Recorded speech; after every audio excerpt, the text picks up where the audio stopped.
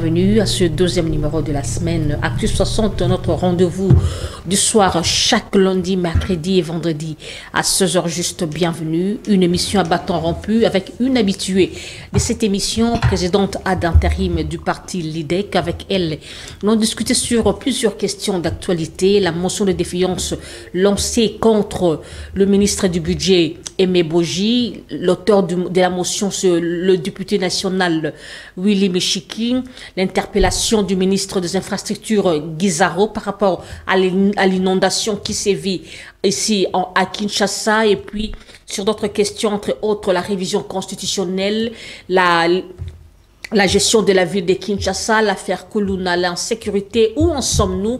Est-ce que nous avons un gouverneur? Est-ce que la RDC est gouvernée? Est-ce que Kinshasa est réellement gouvernée? Débat dans cette émission avec Madame Anne-Marie Makombo, à qui je dis bonsoir. Bonsoir, Minuska. Comment allez-vous? Ça va, merci, ça va. Madame, comment se porte votre parti? Ça va? Ça va, nous avons repris vraiment les réunions chaque semaine. Nous avons nos réunions hebdomadaires, chaque jeudi d'ailleurs, pour réorganiser un peu le parti, raviver un peu. Donc voilà, nous sommes là. Et voilà, comment se porte le pays? En tant que politique, leader, comment se porte la RDC? Bon, en tant que politique, personnellement, je ne suis pas encore satisfaite. Nous n'avons pas encore vu ce que nous attendions de ce nouveau mandat. Bon, il faut dire que nous sommes à combien de mois de ce nouveau mandat? Pratiquement une année maintenant. Oui. Donc, il faut vraiment que les choses s'activent. Il n'y a pas à tergiverser ou à prendre son temps. Le pays est vraiment dans un gouffre. Il faut vraiment se réveiller. Avec cette guerre aussi qui ne facilite pas les choses. Donc, bon, je ne suis pas satisfaite. C'est le second mandat du chef de l'État. Est-ce qu'il y a un problème de management ou de leadership? Bon, moi je dirais management. Le gouvernement devrait plus le sentir.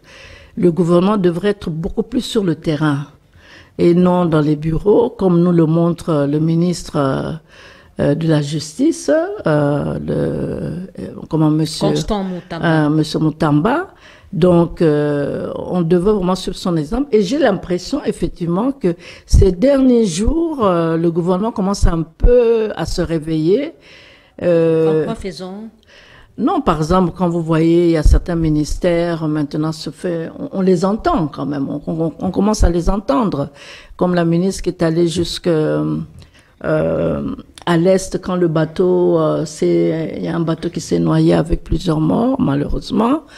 Il s'est déplacé. Est-ce qu'on ne peut pas prendre des précautions pour empêcher ces genres de catastrophes? Bien sûr qu'on peut prendre des précautions au préalable.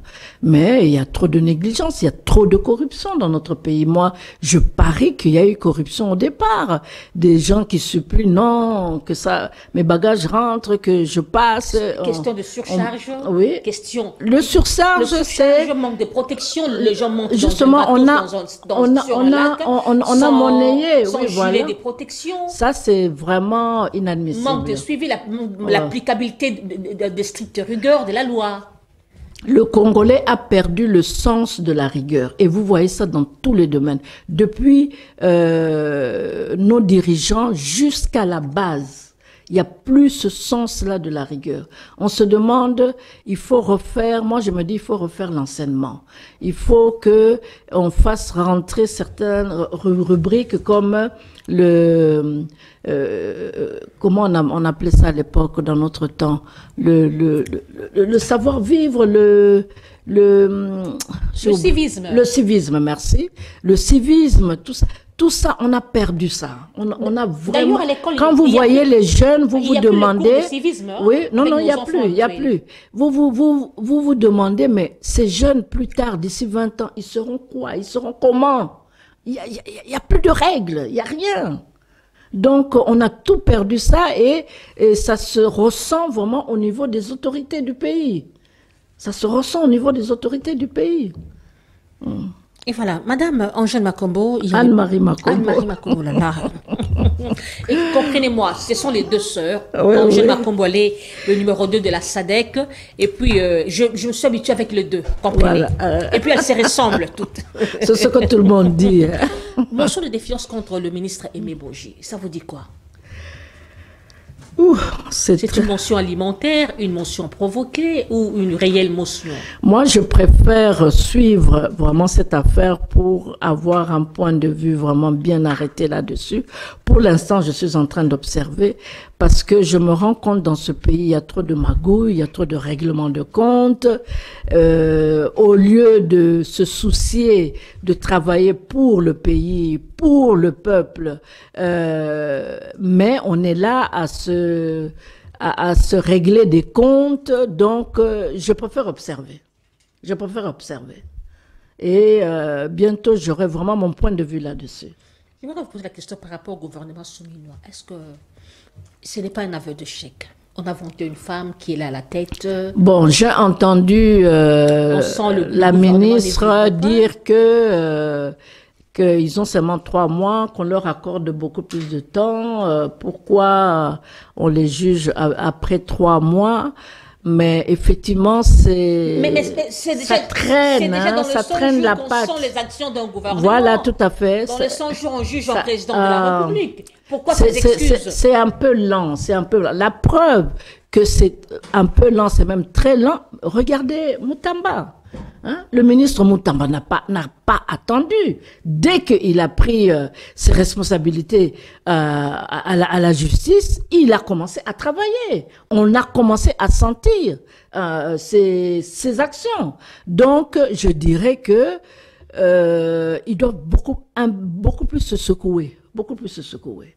C'est l'action du gouvernement traîne la patte. Ça traîne, ça traîne.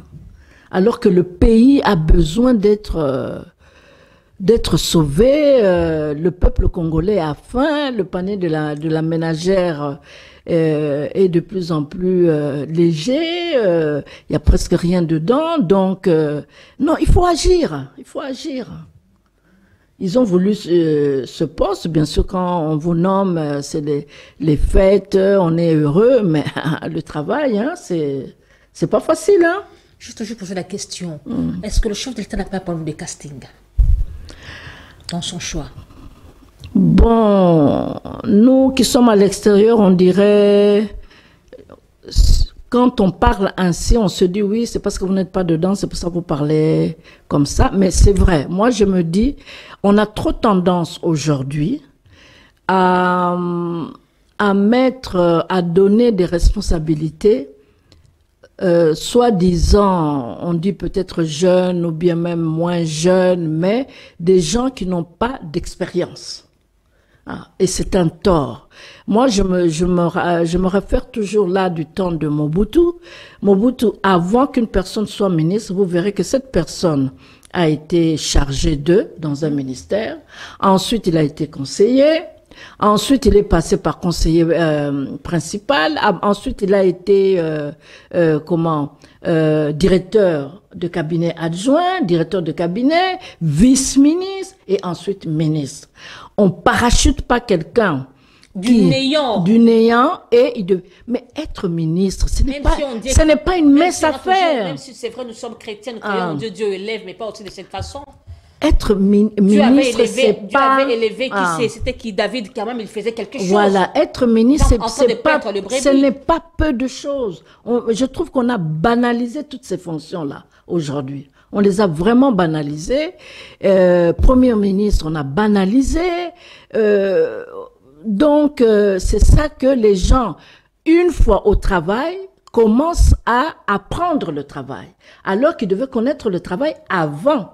Et non pendant qu'ils sont en train d'exercer le travail.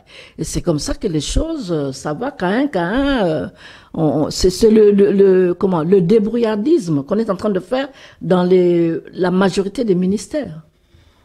Donc. Interpellation du ministre des Infrastructures, Guizaro, sur l'inondation, vous avez vu le samedi. Aujourd'hui, il y a un cri là, un slogan, quand vous tombez, cabassez les couilles en amaille.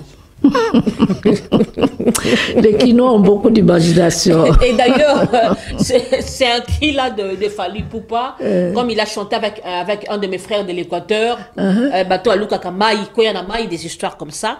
Et maintenant, aujourd'hui, lorsque vous tombez, Kabassé le Koyanamai. Le samedi, je vous dis sur les réseaux sociaux, c'était Kinshasa, en mode Kabassé le Koyanamai. Comment vous trouvez aujourd'hui je sais qu'il y a l'inondation un peu partout dans le monde, c'est vrai. Mais c'est pas une raison pour que on se réfugie derrière ça en disant qu'il y en a partout dans le monde, le changement climatique. Oui, voilà, le changement climatique. Il y a des choses qu'on peut quand même éviter dans Kinshasa. Comme quoi? Et par exemple, la salubrité qui bouge tout. Regardez seulement sur Lumumba, oui, c'est l'avenue Lumumba, près de la première rue, la rivière qui traverse là. Cette rivière-là, elle est inexistante maintenant. Il n'y a que des bouteilles dessus. La rivière Kalam. Oui, oui, voilà la rivière Kalam. On arrive même à marcher. À marcher dessus. Oui, on arrive à marcher dessus. Parce que, non, c'est inadmissible. On doit... Moi, je suis sûre que c'est vrai qu'on dit que le peuple aussi doit se discipliner. Mais moi, je suis sûre que ce peuple va se discipliner. Moi, j'ai confiance au peuple congolais.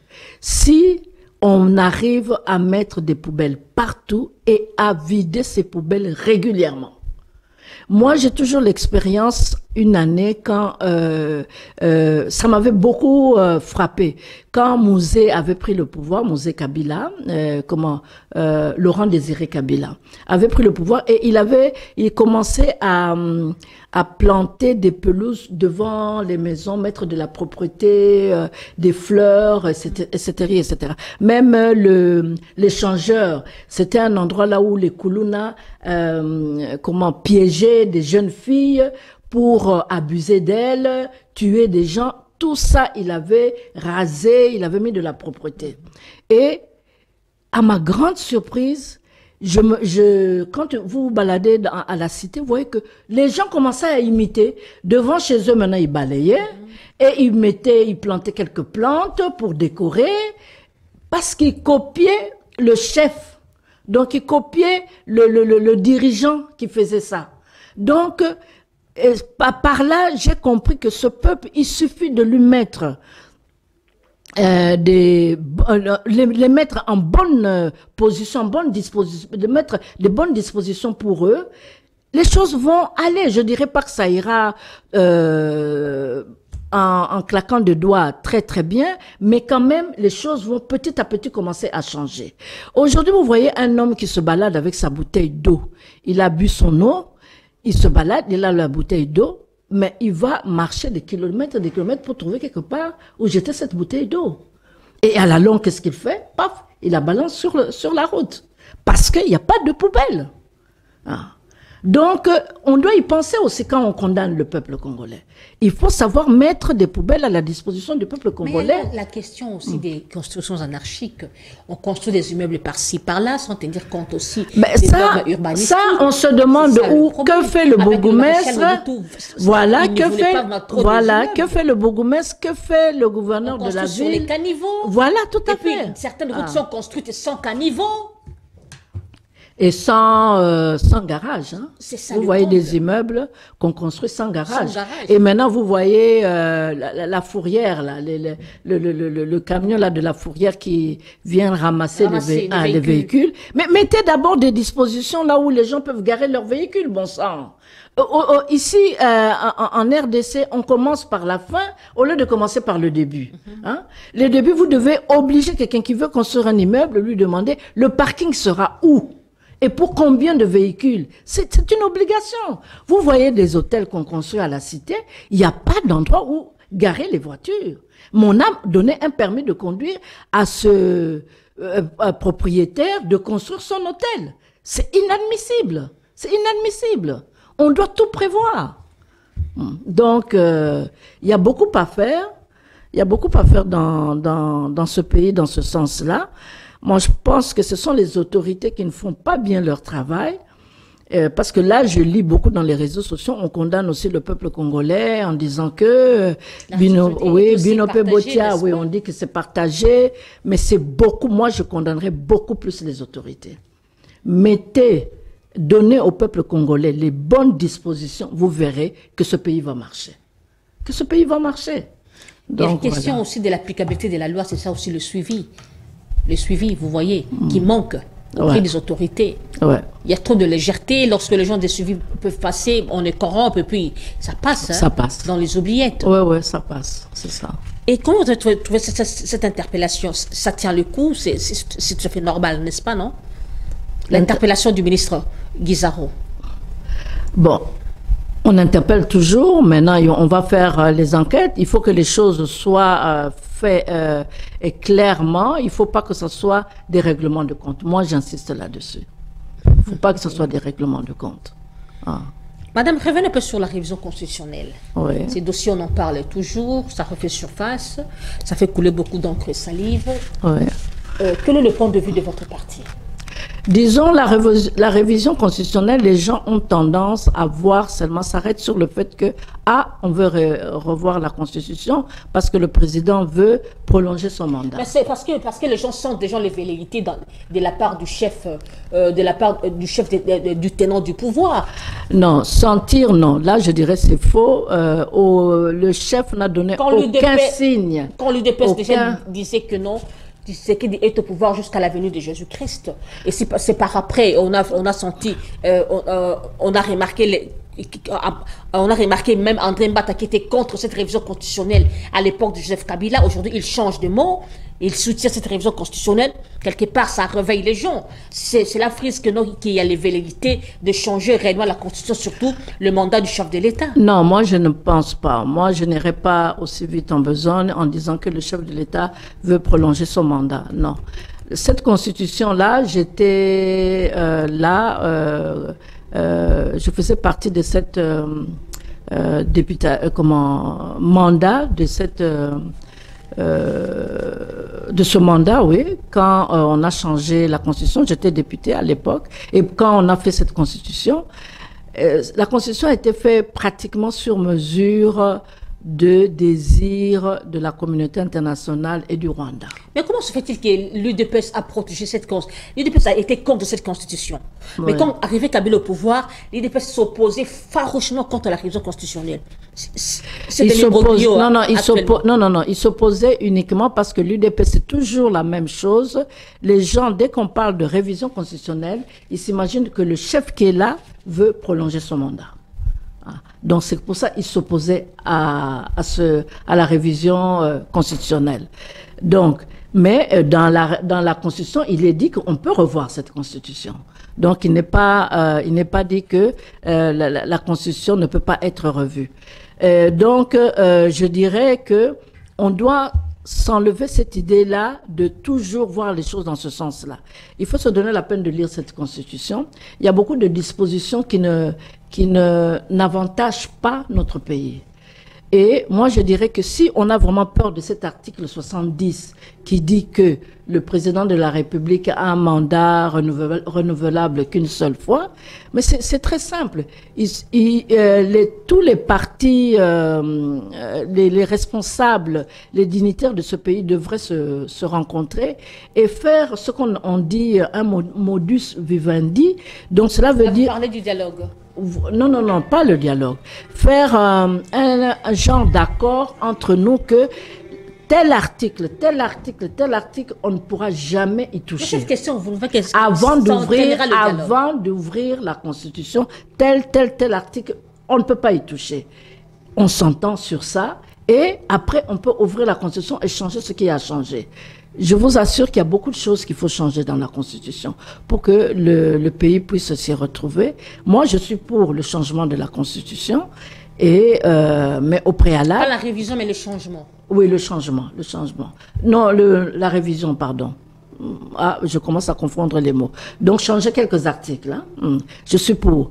Et je me dis qu'il faut qu'au préalable, nous puissions nous entendre. Nous allons changer quoi dans la Constitution? C'est tout. C'est aussi simple que ça. Au lieu d'allumer le feu, d'être là. D'ailleurs, maintenant, moi, je ne participe plus du tout à ces débats. Je trouve, moi, c'est une perte de temps. Parce que je n'ai vu... Une perte de temps, nous risquerons d'entraîner le bain des sangs, vous ne voyez pas. Parce que quand tout le monde pourra... Parce qu'apparemment, c'est une frange de la population qui est contre ça. Et que lorsque l'opposition aussi va s'élever, ça risque d'entraîner peut-être... Quand on dit une frange de la population qui est contre ça, j'aimerais bien voir les gens qui sont contre ça. Hein. J'aimerais bien les voir, les entendre. Hein. À leur époque, Mobutu a changé plusieurs fois la Constitution. Comment Kabila a changé la Constitution.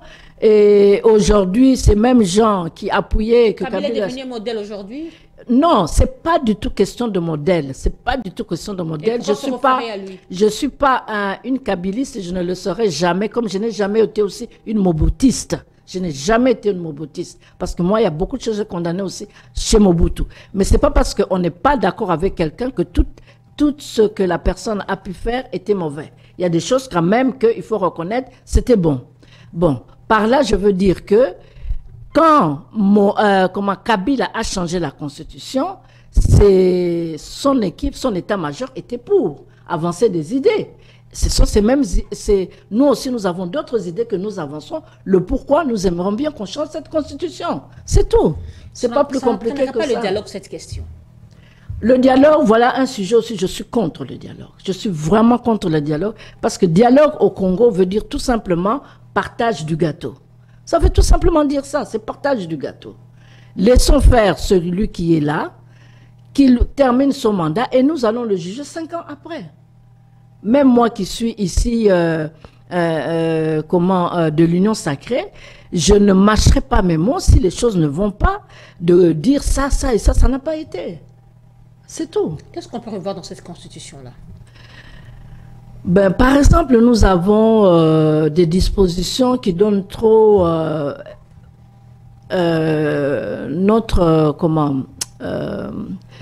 la nationalité. Le problème de la double nationalité. Nous avons, moi je suis contre que quand on dit que la nationalité congolaise est une et indivisible. Voilà.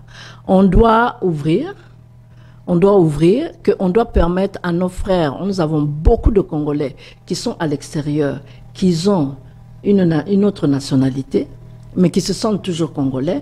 On doit leur permettre d'exercer leur rôle en tant que Congolais. Sauf que là, je suis d'accord avec la proposition de Tchani. Pour certains postes régaliens, non, ils ne pourront pas exercer en ayant une double nationalité. Donc, il faut revoir ça. Il faut revoir. Donc, il y a beaucoup de dispositions assez ambiguës, comme la loi de Bakadjika, que le sol... Et le sous-sol appartient à l'État congolais. Il faut que ça soit clair dans notre Constitution. Il y a ça. Et j'entends, il faut que je relise bien cet article, que quand il y a...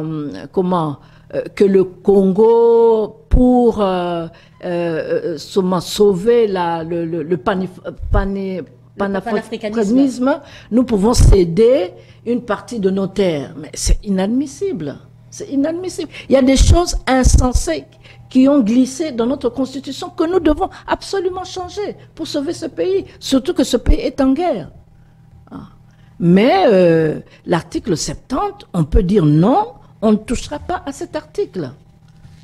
Donc, je ne vois pas où est le problème. L'article 220. Ouais. Madame Anne-Marie Makumbo, parle un peu sur cette question de la guerre à l'Est. Où en sommes-nous? Ce n'est pas un aveu de chèque du chef de l'État. Non, moi je me sentirai chef de l'État lorsqu'il y aura... Je mettrai fin à la guerre de l'Est. 5 ans passés, la guerre continue. Oui, la guerre continue. Plusieurs agglomérations sont toujours saisies entre les mains de M23. Oui, et on ne dit pas... moi, ce que je dis aux gens, quand les gens me parlent ainsi, je dis, mais si c'était aussi facile que c'était un échec, ça fait depuis un temps qu'on nous dit Goma va être pris, Goma va être pris, Goma n'est jamais pris. Cela veut dire que notre armée nos patriotes sont en train de se battre, que le chef de l'État est en train de se battre. Mais quelle différence entre n'oubliez pas dans cette guerre, quand on dit souvent la guerre au Rwanda, moi je trouve que nous parlons mal. C'est la communauté internationale qui fait la guerre au Congo. Quand je dis communauté internationale, les États-Unis, la France, la Grande-Bretagne, la Belgique, l'Allemagne, tous ces pays-là font un bloc et sont en train de nous faire la guerre en utilisant leur valet, le Rwanda. Le Rwanda seul n'allait jamais tenir devant le Congo. Il faut que nous prenions conscience de cela. Et jusqu'aujourd'hui, et leur but c'est quoi? Morceler ce pays. Il faut saucissonner ce pays. Et ils ne sont pas arrivés à leur fin. Et ils n'y arriveront pas. Là, quand même, je trouve, il faut savoir féliciter le président de la République. En quoi? Mais tous ces pays contre lui. Et vous dites en quoi? Mais c'était depuis longtemps. Tous ces pays. Je suis désolée, il est seul. Il est seul. Depuis Kabila, cette situation, il est d'ailleurs, seul. Kabila a laissé, il est parti sans les M23. Je suis désolée, ce que vous ignorez, ce qui se passait réellement. Kabila a infiltré l'armée, il y avait beaucoup de Rwandais dans notre armée. Vous contrôlez le chef de l'État, il a dit que non, je trouvais l'armée organisée.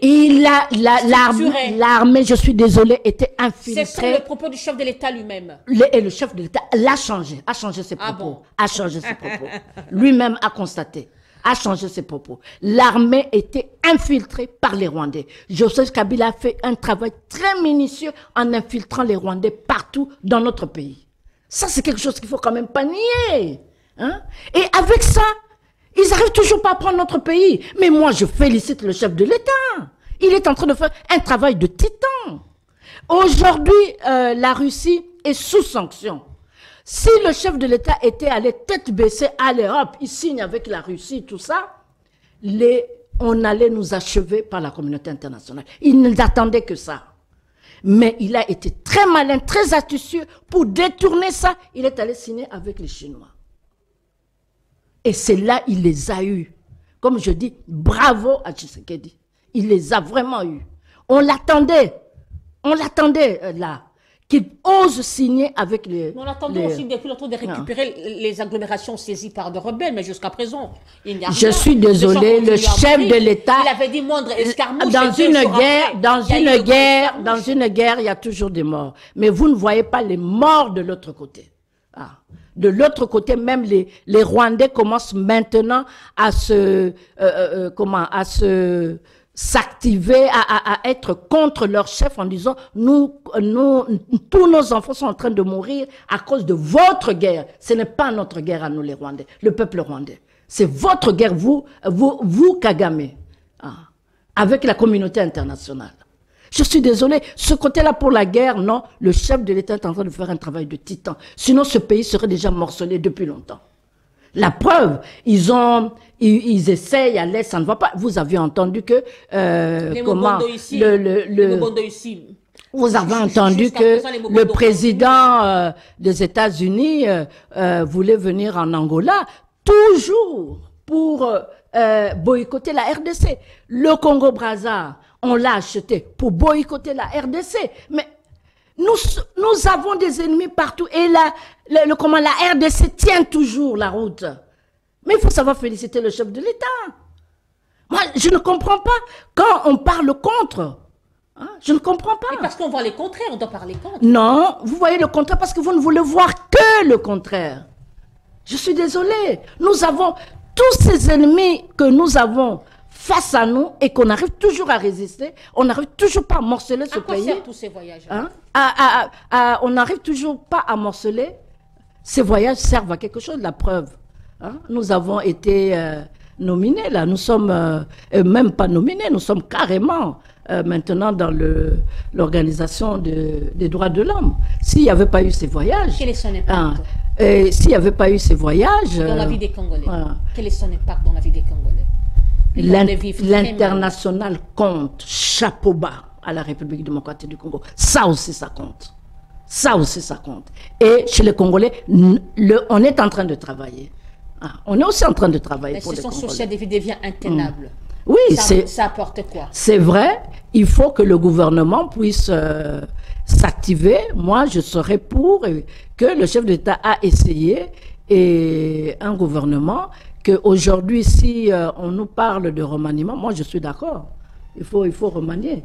Il faut maintenant que les critères pour choisir les ministres doivent être plus corsés, plus élaborés. On ne peut pas choisir un ministre comme ça parce que tout simplement il a fait telle étude, telles études. On ne voit pas l'expérience. Non, c'est pas ça. Comme je me tue à dire, être un ministre, ce n'est pas une mince affaire. On a trop banalisé ça. Vous êtes en train d'éventer le chef de l'État. Vous êtes mère, femme, leader, politique. Comment trouvez-vous la situation sociale des Congolais? Mais je viens de le dire, je l'ai dit, même tout au début. On est sur le pétrole. Il y a beaucoup de problèmes. Il y a beaucoup parce qu'il n'y a pas le split. Oui. Le split ne fonctionne pas. Vous avez le ventilo à il y a beaucoup de problèmes dans le pays. Effectivement, il faut vraiment remédier à cela. Et le chef de l'État doit penser à améliorer l'équipe gouvernementale pour que les choses puissent... Ce n'est pas lui-même le problème. Non, je ne dirais pas c'est seulement lui-même. Non, il y a aussi les hommes qu'il met en place. Hein, et lui aussi doit rectifier pour le choix de ses collaborateurs. Il doit rectifier la façon de faire. Ça, c'est certain. Madame, parlons un peu sur la gestion de la ville de Kinshasa. Comment vous trouvez la ville de Kinshasa? La ville de Kinshasa est sale. Elle ne ressemble à rien du tout. Ça aussi, je dis, c'est une erreur de l'UDPS. Je ne sais pas s'il est de l'UDPS. Il est de l'UDPS. Voilà, semble-t-il qu'il serait le choix de Maman Marthe. Voilà, c'est une grosse erreur parce que depuis qu'il est nommé, on ne voit rien. Élu. Depuis qu'il est élu, pardon, merci. On ne voit rien, on ne voit rien. Hein? La ville de Kinshasa, ça je suis d'accord. Moi, je suis une personne objective. Je sais voir je ne fais pas du jalélisme. Je n'ai jamais vu cette ville de Kinshasa aussi sale que maintenant. Même maintenant, même les quartiers où on ne voyait pas de la saleté, comme Gombe, c'est crasseux. On jette des ordures en plein centre-ville sur le boulevard. Voilà, c'est crasseux. Cette situation a été laissée par Ngobila, mais ça continue. Mais c'est pire que chez Ngobila, c'est même pire. Moi, j'étais contre Ngobila, j'ai tempesté contre lui, mais c'est même pire chez Ngobila. Au moins, la Gombe n'était pas comme ça. Qui est capable de diriger la ville de Kinshasa? Les embouteillages, n'en parlons pas, surtout cette question des embouteillages. Les embouteillages, j'entends qu'on veut créer une autre, agrandir la ville pour alléger un peu les embouteillages. Moi, je pense que la solution n'est pas là. Est-ce que vous ne voyez pas qu'on a eu à gaspiller l'argent inutilement en construisant les sauts des moutons au lieu de créer des routes intermédiaires? Oui, par exemple, tout à fait. Ça, à l'époque aussi, je l'ai dit, on n'avait pas besoin vraiment des sauts de moutons, on en a besoin, c'est vrai, mais c'était pas urgent. Entre sauts de moutons et les routes intermédiaires, il fallait faire les routes intermédiaires. Nous avons beaucoup de routes qui sont impraticables parce que tout simplement, ils sont abîmés, on peut plus rouler dessus, c'est abandonné depuis... il y a certaines routes, certains endroits sans le WEWA, vous n'allez pas accéder. Hein? Pardon? Il y a certaines routes sans le WEWA, vous n'allez pas accéder. Vous voyez? Et la question se pose, est-ce que le gouverneur qui est là avait-il le profil, les critères? Et vous voyez, ce gouverneur-là, il a commencé par se mettre à l'aise. Hein. Je parie qu'il est très très bien logé, bien véhiculé, tout ce qu'il faut qu'il faut mettre dans sa maison en tant que gouverneur, tout est là. Mais la ville, c'est pas ça. C'est pas ça. Donc, non, là, c'est vraiment, s'il faut noter 0 sur 10. Il y a aussi la question de Koulouna, sans compter qui les s'amplifie. Les Koulouna qui s'amplifient. Chose étrange, je vous dis, les policiers ont peur de Koulouna. Oui, les policiers ont peur de Koulouna. Et ça, c'est depuis un moment. Hein. Depuis un moment, j'entendais ça même du temps de Kabila. Ça, j'ai jamais entendu ça du temps de Mobutu, mais du temps de Kabila, oui. Les policiers ont peur de Koulouna, c'est invraisemblable. Invraisemblable. Qu'est-ce que vous proposez? Mais justement, il faut travailler dessus. Je suis sûr qu'il y a des spécialistes dans ce domaine-là qui peuvent vous trouver des solutions. Et c'est quand je dis spécialistes, des Congolais spécialistes, je suis sûr qu'il y en a, mais on ne veut pas les engager. On ne veut pas les engager. Commençons pour toujours bouffer l'argent. Par la première proposition sur la question de la salubrité. Qu'est-ce que vous proposez? La salubrité, je dirais toujours ceci. Il y a des spécialistes qui ont fait des études sur ça, qui sont là, qui existent. Engagez-le pour qu'ils puissent nous mettre la ville dans l'état où nous tous nous attendons. Alors, le problème de ce pays, c'est que c'est un clan. Vous voyez par exemple le gouverneur de la ville. On choisit à partir d'une famille, de cercle d'amis. Ça sera lui. Mais c'est pas ça, bon sang. Mettez des gens capables, valables, des gens intègres, qui peuvent travailler pour le pays. C'est ça que nous attendons. C'est ça. Même comment faire pour la salubrité. Il faut nous mettre des gens valables, capables, et il y en a, ces gens-là existent, qui peuvent travailler pour la ville. Hein? Mais vous voudrez toujours mettre tel, ah c'est mon copain, ah c'est mon frère. À l'époque de Kimbuta, il coopérait avec l'Union européenne. Moi je suis contre la communauté internationale. Pour les décharges des ordures. Entre nous Congolais, nous pouvons le faire. Entre nous Congolais, il y a des gens valables, capables, qui peuvent nous sortir de ce merdier-là. Alors, par rapport à cette question de l'insécurité, est-ce que vous souhaitez qu'on puisse revoir encore l'opération Likofi que faisait Kanyama? Oui, c'était assez valable. Hein? Moi, on avait senti du changement. C'était vraiment assez valable. Mais les droits de l'homme s'étaient élevés. Voilà, les droits de l'homme s'étaient élevés là-dessus. Et maintenant, quand on tue les gens, j'entends pas parler de droits de l'homme. Hein, quand les pauvres citoyens, le peuple est agressé, tout ça, j'entends pas le droit de l'homme s'agiter. À croire qu'ils veulent qu'il y ait toujours le désordre dans notre pays. Plus vous mettez à l'aise ces jeunes-là qui sont en train d'agresser les gens, les Koulouna, plus ils se sentent intouchables. Ils se permettent tout. Non, c'est pas possible. Le peuple est en train de vivre un calvaire. Un calvaire. Et maintenant, leur nouvelle mode, et ça, c'était déjà effectivement du temps du président passé, quand il pleut, les Koulouna sortent dans les rues et font des bagarres. Même quand vous venez en voiture, vous devez ralentir. Quand vous ralentissez, allez, c'est vous qui l'agresse. Donc, vous devez fuir ces rues-là, ou parfois ne même pas sortir. Si vous êtes bloqué quelque part, attendez que la pluie puisse cesser pour pouvoir circuler. Non, ça devient invivable. Ça devient invivable. C'est une question qu'il faut régler en urgence. Il faut vraiment régler ça en urgence. Et ça aussi, le gouvernement doit mettre la main à la pâte. Hein? Qu'est-ce que le gouvernement fait? Hein? La sécurité du pays, le panier de la ménagère, la scolarité. Non, rien ne va, rien ne va. De la scolarité, vous venez de soulever cette question. Il y avait eu des grèves des enseignants dernièrement. Mais bien sûr. À chaque fois qu'il y a rentré, il y a toujours de grèves. Les enseignants revendiquent. Vous allez voir, on va leur ajouter 40 000 francs, 50 000 francs. Un enseignant qui touche peut-être 100 $. Qu'est-ce qu'il va faire avec moi, personnellement, si j'étais... 180 000 francs, dites-moi un peu. Si j'étais enseignant, je n'allais pas accepter. Hein. Ils ont réclamé 500 $ et je pense que c'est ça qu'il faut il faut les payer. Les députés sont élus, entre autres, ils ont en leur charge la loi budgétaire. Chaque fin de l'année, ils doivent examiner la loi budgétaire. Figurez-vous quand ils sont élus pour ça, hein, entre autres dans leur charge.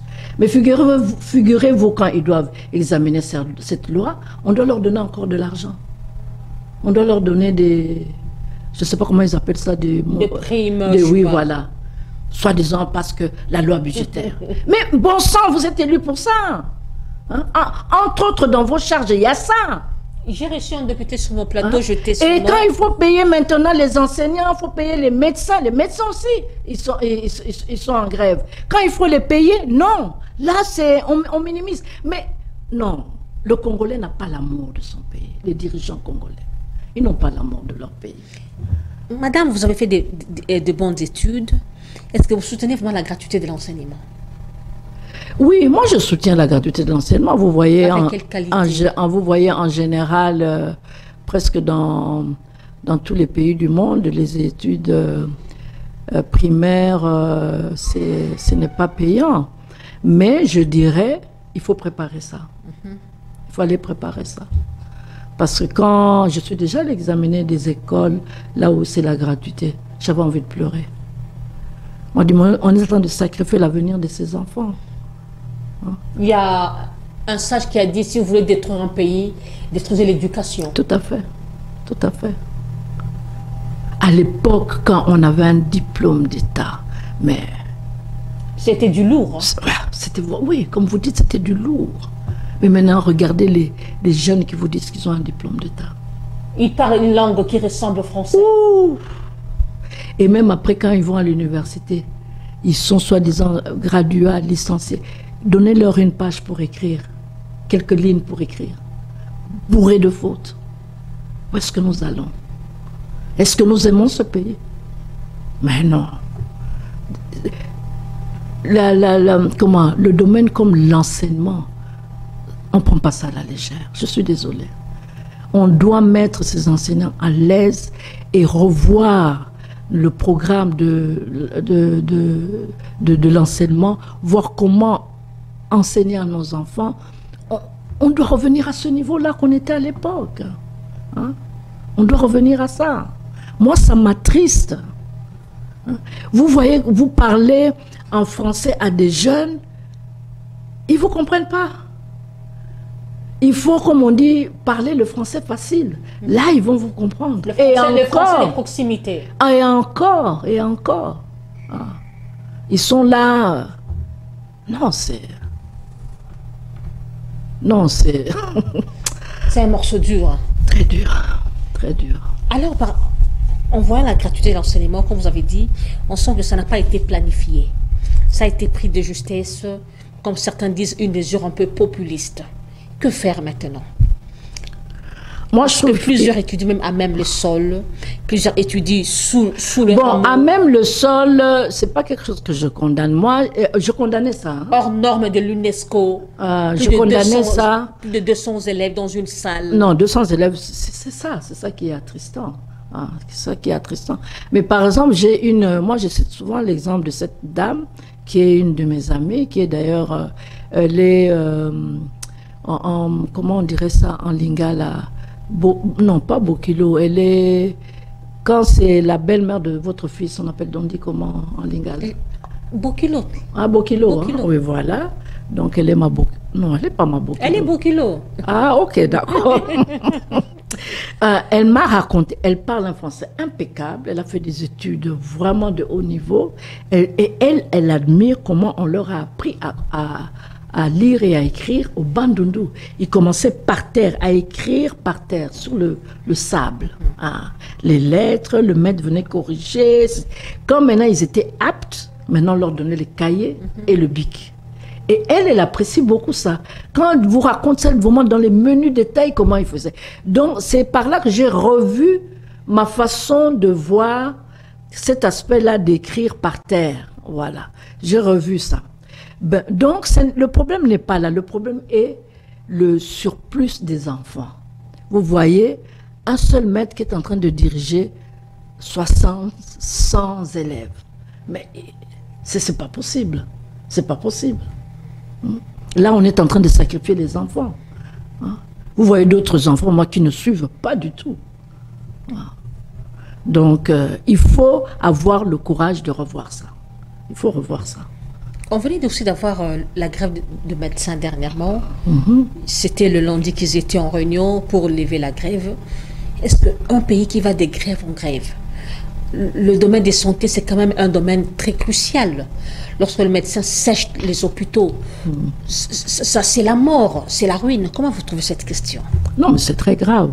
Quand des médecins se mettent en grève, c'est très grave. Il faut revoir des personnes qui ont usé leurs pantalons, leurs habits sur le banc de l'université pendant 7 ans, 8 ans, et parfois même plus, parce qu'ils il y a des spécialisations, il y a même le professorat, et vous les payez un salaire de misère, qui sont là à sauver des vies humaines, vous ne les mettez pas dans de bonnes conditions, et vous qui êtes là en train de dormir au Parlement, parfois même, vous avez vu d'ailleurs quand on filme, la moitié de la salle est vide, hein. Oui, oui. Mais quand il faut donner les émoluments, on donne à tout le monde. Hein. Tout le monde. Voilà. Mais les médecins, on les néglige. Non, c'est impensable. C'est impensable. Hein? C'est impensable. Il faut revoir tout ça. Ce sont des gens qu'on doit vraiment soigner, les médecins et les enseignants. Mais le comble depuis aussi un temps, et nos militaires, bien sûr. le serment d'Hippocrate aussi n'a pas été toujours respecté par le médecin, par les corps médicaux. Parce que par rapport à Bomoyamoto, c'est ça le problème. Vous arrivez à l'hôpital, Pessalonbongo, donnez d'abord l'argent. Donc cette question de l'humanisme aussi a quitté les médecins, voilà. a quitté l'école personnelle. Ça, c'est arrivé parce que il y a la misère, tout est lié. Hein. Il y a de plus en plus de la misère auprès du peuple. Et maintenant, quand le médecin s'évertue, soigne le malade, et maintenant, quand il faut payer, maintenant le malade est soigné. Quand il faut payer, docteur Nazan. Moi, mon jeune frère a failli frapper une infirmière à l'hôpital lorsque mon père a fait une crise à l'hôpital et la crise qui l'avait amené à la mort. C'était à 2 h du matin. Mon père est tombé, il sortait pour aller se soulager. Il est tombé, je vous dis, et lorsque la belle-mère est sortie, il a crié « Venez, votre père est tombé ». On l'a sauvé, papa, on a vu que c'était déjà une crise, on l'a amené à l'hôpital. L'hôpital Lissungi, Natani, comme j'assume. Je vous dis que c'était mon petit frère. Il y avait un montard là, un policier que je salue.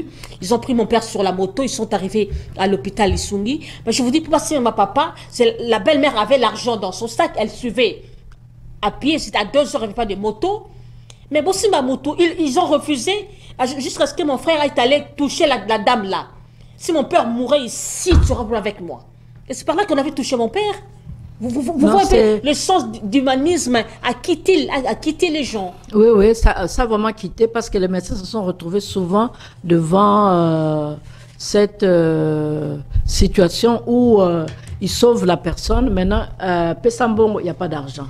On a repris sur télévision, on a repris sur hôtel, au Simbango. Et juste quand j'aurai l'argent, il y a un médecin qui m'a montré, dit regardez, cette salle ici, c'est rempli que des trucs, des gens qui sont venus laisser parce qu'ils n'arrivaient pas à payer.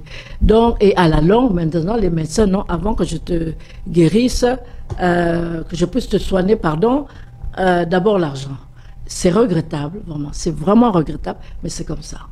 C'est comme ça, effectivement. Madame Angèle Makombo, j'aimerais qu'une parole... Anne-Marie Makombo, mon Dieu. Madame Anne-Marie, vous êtes au courant de ce jeune homme qui se faisait passer pour un député, qui a été intercepté? Oui, je suis au courant. Qu'est-ce qui se passe dans la tête des Congolais, certains Congolais?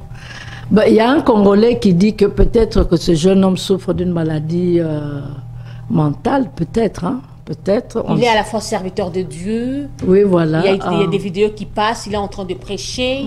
Il prie aussi pour les gens. À l'Assemblée nationale aussi, il a déjà pris parole. Je me demande où est passé Caméré, où est passé les... Non, je crois que c'est l'Assemblée provinciale. Non. À l'Assemblée nationale. C'était national. Oui, hein? oui. Il a été intercepté lors d'une réunion ici à Béatrice le lundi. Oui, c'était à Béatrice. Moi, il a été déniché, que c'est un faux député. Je croyais que c'était provincial. Il pouvait, en tout cas, il était malin, surpassé. Non, moi je crois peut-être que c'est quelqu'un qui est malade. Hein. Malade? Oui, maladie mentale, je veux dire. Comment expliquer? Mais oui, quand on est maladie mentale, qu'on rêve de devenir tel, mais on se croit qu'on est devenu... Les policiers s'inclinaient aussi devant lui. Non, moi je crois que c'est quelqu'un qui, sa tête ne fonctionne pas bien. Je crois. Semble-t-il qu'il a dit que non, il est en train d'évanger l'argent de Ram. Non, j'ai suivi l'affaire, Je me suis dit, il doit être malade. Mais comment est-ce que l'Assemblée peut être incontrôlable comme ça? Vous recevez quelqu'un qui ne figure pas dans la liste, qui n'a pas été élu, mais quand même il prenait place. Il y a même des photos où il était assis à côté de Godin Poi et de monsieur l'ex-gouverneur Sango Moulongo. Mais comment ça se passe au Parlement? Il y a 500... Vous étiez député, ça se passe comment? 500 députés. Chacun vient s'assied à la place là où il veut qu'il s'assied. vous venez au préalable. Si c'est toujours comme quand moi j'étais député, il y a un genre de cahier là, vous signez, vous marquez votre nom, vous signez et vous allez vous asseyez. Bon, 500. Il n'y a pas une commission de contrôle pour savoir que c'est aussi un député. Non. Mais c'est une imprudence, vous voyez. Non, mais on ne peut pas faire ça tout sur 500, on peut faire ça tous les jours. Je crois que maintenant, vu ce qui est arrivé, on va commencer à contrôler. Et je suis sûre qu'il touche aussi de l'argent. Ça, je doute. Ça, je doute. Parce qu'on touche de l'argent à partir de votre nom. Hein? Et puis, c'est versé directement à la banque. Il a aussi pris parole au perchoir, devant le perchoir. Oui, là, il peut prendre, effectivement, si on ne l'a pas bien localisé, il peut prendre. Mais vous êtes sûr que ce n'est pas provincial? Non. Parce que Cameroun a une assez bonne mémoire. Hein? C'est à l'Assemblée nationale. Parce que Cameroun a une bonne mémoire. Hein? C'est à l'Assemblée nationale. C'est un humain, il peut être faillible. Oui, c'est vrai. C'est vrai. Mais en général, c'est quelqu'un de très perspicace, ce côté-là. Parlons un peu de cette question qui bat son plein dans le quotidien des Congolais, le dossier viol sur mineurs. Quand est-ce qu'on peut parler des mineurs? Vous êtes une mère. La loi sur les violences sexuelles le dit, hein, à partir de jusqu'à à 18 ans. 18 ans. À 18 ans, on a la majorité. Mais il y a un problème aujourd'hui. Une fille qui a 17 ans et demi, peut-être, une fille qui avait 17 ans et demi au mois de février, c'est en avril qu'elle aura 18 ans, on vient, on vous dit que votre fils, votre frère l'a dévergé, l'a violé, on cite des griefs sur la personne, et avec ce système de dédommagement, ça me sur le pango. Comment vous trouvez ça? Non, la loi l'interdit. Là, c'est moi qui ai défendu cette loi du haut de la tribune de l'Assemblée nationale, quand j'étais députée, la loi sur les violences sexuelles. Les arrangements sont interdits dans la loi. Quand on vous attrape Et comme Achida, je vous dis, j'ai assisté, excusez-moi, j'étais allée voir une personne qui était dans un sous-siète arrêtée. Il y a un avocat qui est venu, que non, la fille de sa cliente a été violée et ils exigeaient à la famille, non.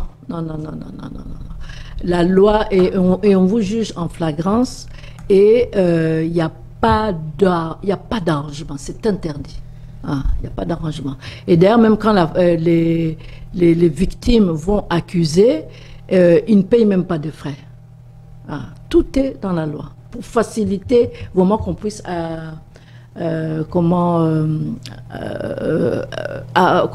que ce phénomène-là puisse un peu diminuer. Non. Ça, c'est qu'ils n'ont pas respecté la loi. Ni l'avocat, ni... on a bien vu, Sepsa Moutamba est en train de mettre de l'ordre. Non, c'est interdit dans la loi. Il n'y a pas question d'arrangement. C'est interdit. Mais ça devient vraiment un cas très fréquent aujourd'hui dans la société congolaise. Hein. Ce que les hommes de loi ne font pas bien leur travail, se sont pas imprégnés de la loi sur les violences sexuelles. Et donc, ou bien ils le savent, mais ils font ça pour qu'eux aussi, un peu Mike na bango. Mais sinon, la loi est formelle, il n'y a pas d'arrangement possible. La personne est jugée en flagrance et directement condamnée. Ça, c'est vraiment grave. Est-ce que vous pensez que l'appareil judiciaire peut être vraiment sauvé de cette maladie que le chef de l'État avait parlé? Parce qu'il y a certaines sources d'informations qui disent que certains magistrats aussi combattent Constant Moutamba. Est-ce qu'il va-t-il réussir? Ça, c'est une bonne question. Va-t-il réussir? Il faut que le chef de l'État puisse le soutenir. Il faut que le chef de l'État puisse le soutenir. C'est très difficile parce qu'effectivement, et le chef de l'État l'avait dit lui-même, que la justice est malade dans notre pays. Et tout le monde le voit, le constate. On rend justice entre deux. Il y a un cercle là, on voit comment d'ailleurs les élections se sont passées. La majorité des députés qui sont là, qui siègent au Parlement, à l'Assemblée nationale, ce ne sont pas des députés élus, je suis désolée, ça nous le savons. Et qui a favorisé ça aussi? il y a aussi la justice qui a mis sa main à la pâte. Donne-moi ceci, bon, je te laisse passer. Donc, c'est dégoûtant, quoi. C'est ça. Et bon, est-ce que Moutamba va réussir? Bon, nous tous, nous prions pour Est-ce que nécessairement la personne qui va accuser en premier a raison? C'est ce que nous voyons aujourd'hui, hein? Pardon? Nécessairement la personne qui va accuser en premier a raison. Ce n'est pas qu'il a raison, on va accuser et la justice fait son travail, donc fait des recherches. Hein? C'est pas parce que vous accusez que vous avez automatiquement raison. Non, on doit maintenant chercher les preuves, on fait les recherches, etc., etc. Il y a tout ça. Hein? On m'a fait signe que nous sommes arrivés déjà à la fin de l'émission. Oh, déjà, ça passe tellement vite. Regardez la caméra, adressez-vous au public votre mot de la fin. Mon mot de la fin, je dirais ceci, le pays va mal. Le pays va mal. Quand je dis va mal, par rapport au peuple congolais. Le peuple congolais est vraiment en train de souffrir. Et nos dirigeants se payent la part du lion en tant que salaire, en tant que émolument, en tant qu'argent. Donc, ils se payent la part du lion. À côté de cela, le peuple est en train de souffrir. Il est temps que ça cesse. Soyez un petit peu plus humains. Soyez humains. Ce n'est pas normal que nous ayons des médecins qui font leur travail, qui essaient de faire leur travail et qui se mettent en grève. Quelle est la raison de la grève? Les salaires ne suivent pas. Ils n'arrivent pas à joindre les deux bouts du mois. Ce n'est pas normal. Mais quand vous voyez tout ce qui est ministre, et député, et conseiller, non, ça doit cesser. Vraiment, là, j'interpelle vraiment le chef de l'État, ça doit cesser. C'est par là qu'on verra que réellement, vous pensez réellement au peuple. Quand on va prendre la décision de rabattre tous ces salaires-là, on doit rabattre tous ces salaires-là. On ne peut plus continuer comme ça. Nous voyons même au Parlement, les députés sont payés grassement, mais tous leurs collaborateurs, les agents de travail, les conseillers, ne sont pas payés jusqu'aujourd'hui. Est-ce que c'est normal? Ils reçoivent que des petits primes vraiment très maigres. Est-ce que c'est normal que le chef pense toujours à lui d'abord, hein? Que tous ces dirigeants pensent toujours à eux d'abord? Ils se mettent à l'aise. Ils sont à l'aise financièrement. Et ceux qui travaillent pour eux, qui les aident à fournir le travail qu'ils sont en train de faire, sont pas à l'aise du tout, sont mal payés. Il faut que ça cesse. Madame Anne-Marie Makombo, merci d'avoir répondu à notre invitation. Merci, c'est toujours un plaisir, hein, MINUSCA. Vraiment, le plaisir est partagé. Mesdames et messieurs, nous sommes arrivés à la fin de cette émission. Nous rappelons que nous recevons pour vous la présidente ad intérim du parti LIDEC. Avec elle, l'émission était à bâton rompu. On a eu à discuter sur plusieurs questions d'actualité. Je termine par ce communiqué. Les familles Koyangele et Yakoulé ont la profonde douleur d'annoncer aux amis et connaissances la mort de leur fille, sœur depuis 2 semaines, Jocelyne Yakoulé. La veillée mortuaire aura lieu ce jeudi et puis la levée du corps interviendra le vendredi à l'hôpital Saint-Joseph. L'inhumation interviendra au cimetière Miséricorde. Petite sœur, tu as déchiré nos cœurs. Va en paix. Au revoir. Merci à Roni Manzila. Merci à Des Anges. Inch'Allah.